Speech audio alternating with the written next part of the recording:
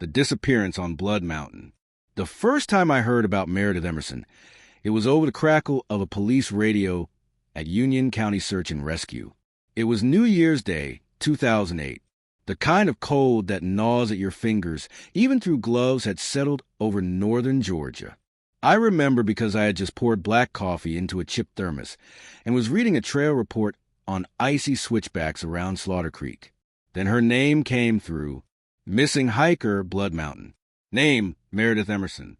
Age, 24. Blood Mountain. Even the name still makes the hair on my arms rise. It's the highest peak on the Georgia section of the Appalachian Trail, and folks around here speak of it with a mix of pride and superstition. Some call it sacred. Others say it's cursed. Meredith was no novice. She'd hiked parts of that before, had her loyal black lab, Ella, with her, and reportedly left around 11 a.m. on New Year's Day. When she didn't return that evening, her roommate called 911. A winter storm was rolling in. Temperatures had already dipped below freezing. I was part of the first search team that went up the trail the next morning. We moved in pairs, radios clipped to our vests, the forest around us dense with frost-laced rhododendrons and silence. We called her name through the trees. Meredith. Ella. Nothing. Not even an echo. The mountain swallowed sound like it was hiding something. About 2 miles in, we found a broken trekking pole near an overlook. Not far from that, a black dog, muddy and trembling, appeared from the underbrush. It was Ella. She ran up to us, barking frantically, tail between her legs. Her leash was torn. That's when I knew something was wrong. Dogs don't run away from their owners unless they're forced to. By day 3, GBI, Georgia Bureau of Investigation, had taken over. Helicopters buzzed overhead. The trailhead was crawling with uniforms and camera crews. And yet, not a trace of her was found. Locals began whispering again about what they'd always whispered about the Watcher of Blood Mountain. An old legend, a presence, a man, or maybe something less than human, that watched women on the trail. I didn't believe in that stuff then. I believed in facts, tracks, broken branches, and gut instinct. But something about the way Ella looked at the treeline that morning, like she'd seen something that had no name. And as the days wore on and the story grew darker, I started to wonder if maybe the locals were right. We brought Ella back down the mountain and gave her water and food, hoping she'd somehow lead us back to Meredith. But the poor thing was skittish, pacing in circles, ears twitching at every sound from the woods. She kept looking toward the ridge, toward where the trail forked, almost like she wanted to go back, but was too afraid. By day 4, the mountain began to turn against us. Temperatures plunged below zero at night. Snow flurries dusted the canopy. Search teams had to navigate iced-over creeks and brittle underbrush. Even the GPS signals grew spotty the higher we climbed. The GBI started asking hikers on the trail if they'd seen anything suspicious. One man, an older fellow with a white beard and a weathered pack, told us he saw a girl that matched Meredith's description walking with a man in dark clothing near the summit around midday on the 1st. She looked uneasy, he said, his eyes squinting like he was remembering something he didn't want to recall, like she was being followed or pressured, but not enough to scream. You know, the investigators asked for a sketch artist. The image that came out, a pale, thin-faced man in his 60s, with a scruffy beard and a knitted cap, looked familiar to someone on the team. They ran it through the system. His name was Gary Michael Hilton, a drifter with a long rap sheet, a man who'd been seen in other parks where people had vanished. He was known for his charm and for living out of a white van. On the 5th day, we found Meredith's bloody clothing hidden in a trash bag miles from trailhead. No body, no sign of struggle beyond that, just her clothes, folded. I remember looking down at the jacket in the snow, feeling the world tilt slightly. I'd seen wild animal attacks, torn clothes, blood spray. This wasn't that. This was something cold, methodical. The next day, law enforcement caught Hilton on a surveillance camera using Meredith's bank card at an ATM in DeKalb County. He was wearing her hiking pants. Calm as could be, they arrested him before nightfall. Everyone thought the nightmare was over, but for me, it had only just begun. Because Hilton didn't just confess. He talked, told us things he shouldn't have known, told us things that didn't make sense, things about the mountain, things about others that watched with him. And it was in those hours, sitting just outside the GBI office as they interrogated him, that I first heard about the dark part of Blood Mountain the maps never marked, the place even animals refused to go, the place he called the pit. I wasn't supposed to hear Hilton's confession, but I had a cousin who worked for the GBI, and he slipped me some details when the official statement came through. They had Hilton in a holding cell, pacing, muttering about the mountain. At first, the investigators thought he was just spouting nonsense. His confession was full of erratic details about his actions, but nothing concrete, until he mentioned something about the pit. Somewhere deep in the mountain, there's a place, Hilton said, his voice shaking, eyes wide, a hole in the earth. You don't find it unless you're meant to find it. The Watcher led me there. He's not what you think. He's not a man. He's a mountain itself. My cousin, who had worked search and rescue in the area for years, told me that Hilton's words sent a shiver down his spine. The mention of the Watcher felt like a threat, even in his confession. But it was what Hilton said next that grabbed my attention. Meredith, she wasn't the first. She won't be the last. I just wanted to be chosen, Hilton mumbled, almost to himself. The pit, it's where they take the ones they choose. The investigators were baffled. No one had ever heard of the supposed pit before. There were no records, no maps that indicated anything like it. And yet Hilton spoke with such conviction about the twisted, shadowed corners of the Appalachian Trail, the ancient tunnels hidden beneath the earth, and the creatures that wander within them. The pit, he claimed, was where people like him could meet the others who'd made the mountain their home. I didn't know what to make of it, but I couldn't shake the image of Meredith's black dog looking back at the ridge, terrified to return to that mountain. I knew I had to go back up there. The following weekend, I grabbed a small group of volunteers and headed to Blood Mountain again. The temperature was still freezing, and the snow was thick in some places, slick with ice. The higher we climbed, the more it felt like the forest was watching us. We hiked up the main trail, the wind biting at our faces. The trees groaned in the gusts. We passed the same overlook where we'd found Meredith's trekking pole, and the chill in the air seemed to thicken. I could almost feel something beneath the ground, a presence moving beneath my feet. At the ridge, we set up camp near the trail's edge, watching the darkening sky. And it was then that I noticed something. A small, weathered stone cairn, barely visible in the shadows, tucked away near the rocks. It wasn't part of the usual trail markers. I bent down to get a closer look. The stones were arranged in a circular pattern, like a strange symbol. My breath caught in my throat as I noticed something tucked in between the stones, what appeared to be an old, tattered piece of cloth. It was hard to make out in the dim light, but it looked familiar. It was Meredith's jacket.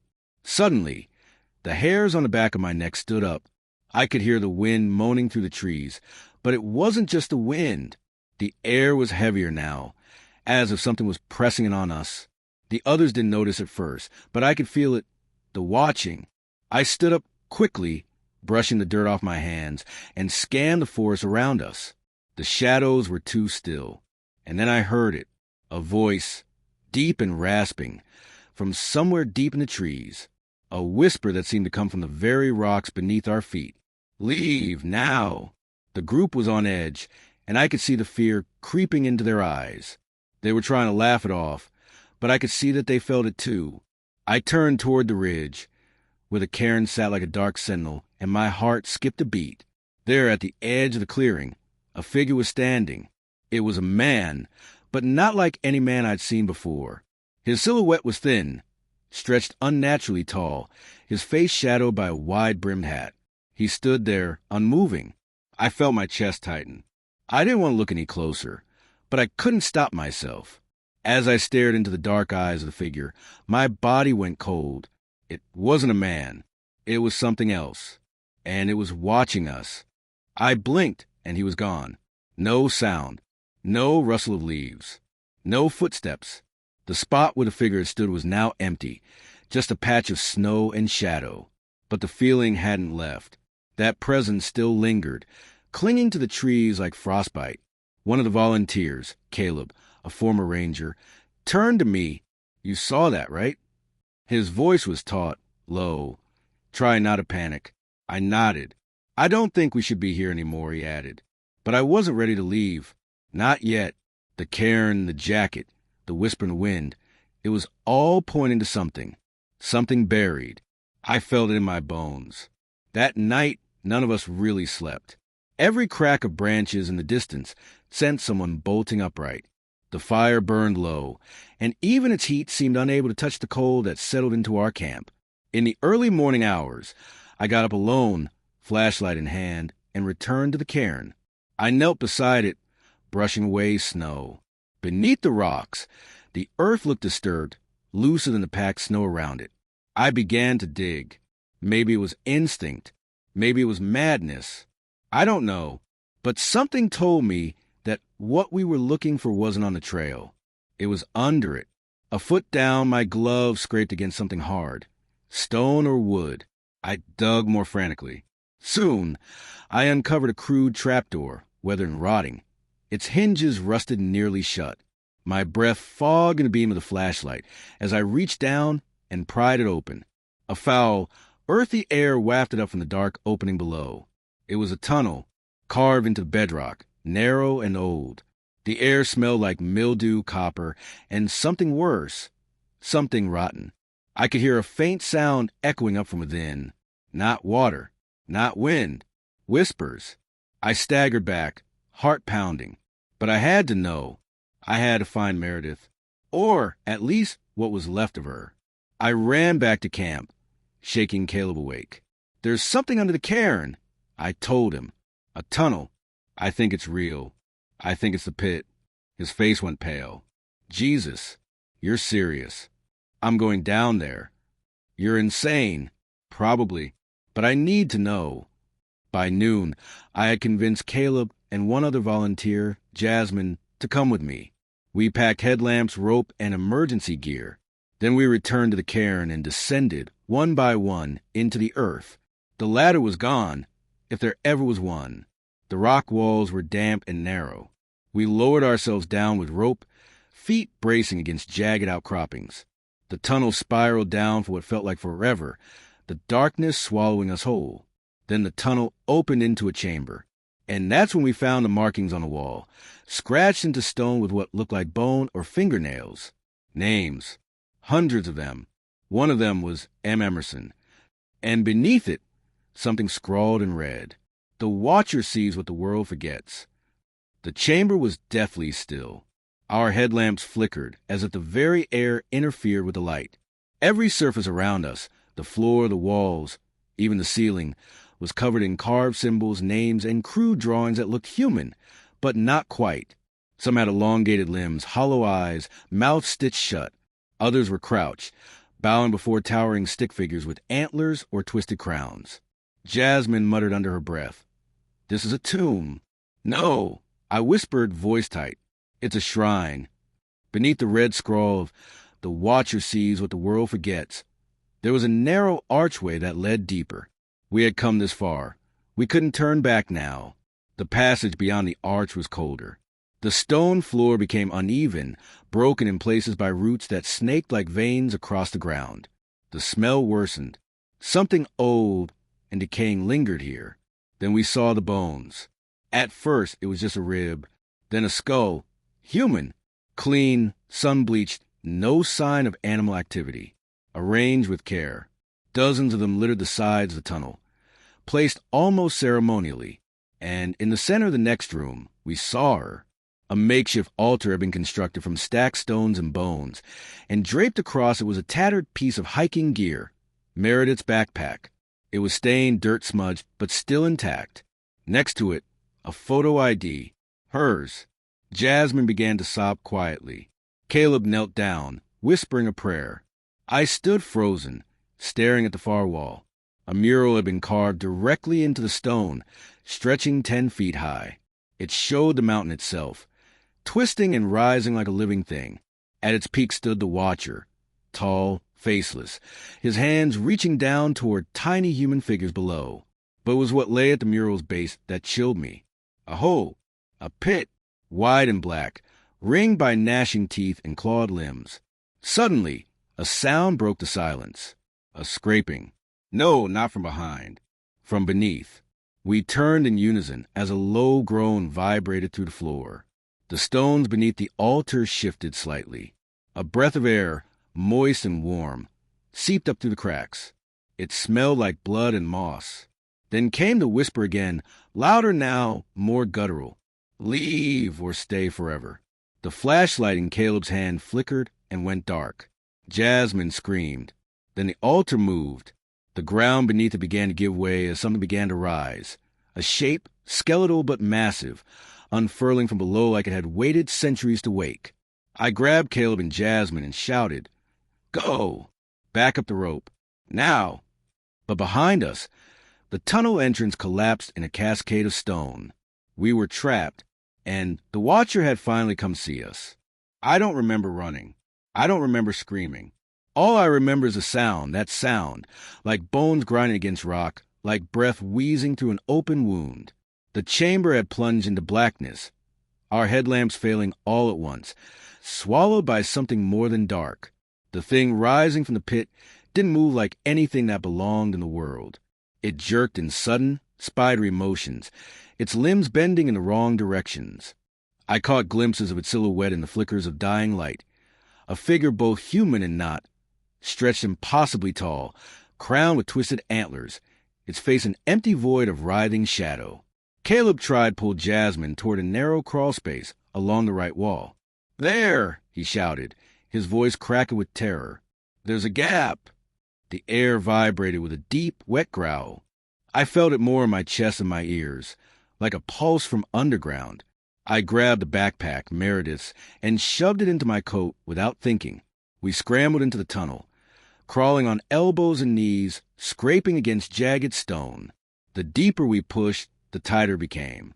Behind us, I could hear the altar chamber collapsing again, stone grinding, bones snapping, and something laughing in a low, ancient voice.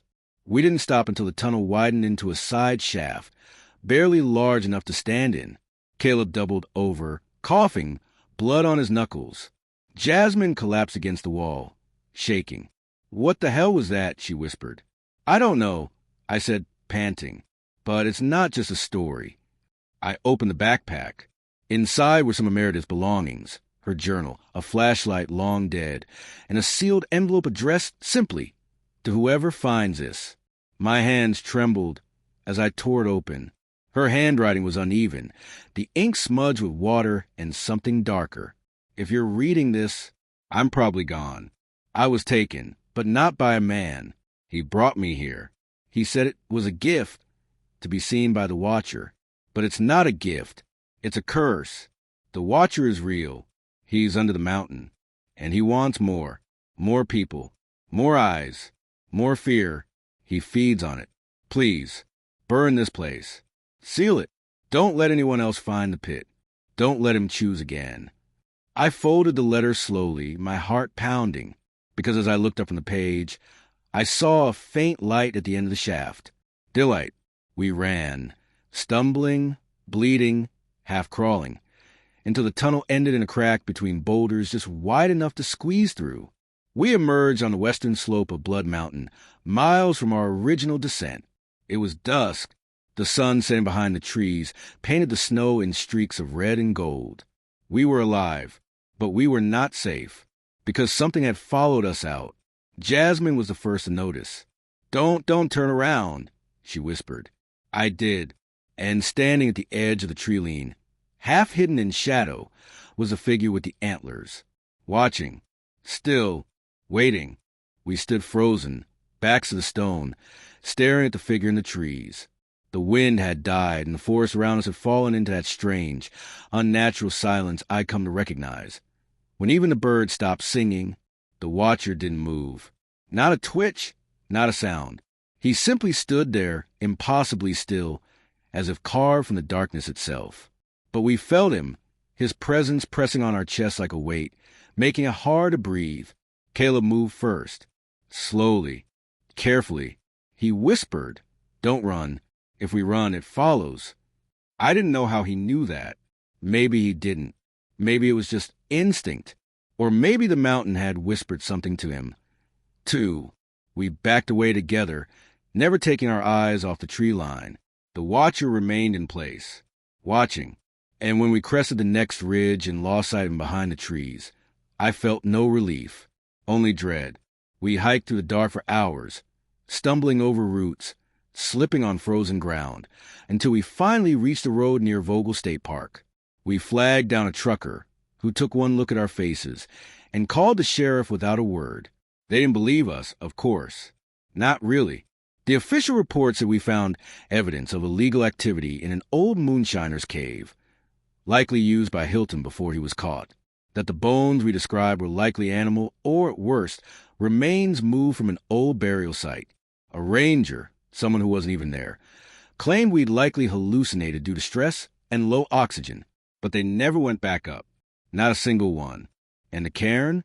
Vanished by the time a team returned to investigate the coordinates we gave them. Not just removed, gone, as if it had never been there. Jasmine never spoke publicly again. She moved to Oregon and changed her number. Caleb quit search and rescue and began volunteering at a wildlife sanctuary. Last I heard, he refused to go near the mountains. As for me, I try to let it go.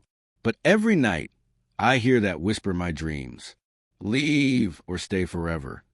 And some nights, when I drive up near the foothills just to feel close to the wind again, I see him, standing just behind the tree line, still watching, because the mountain doesn't forget, and it never lets go of what it chooses.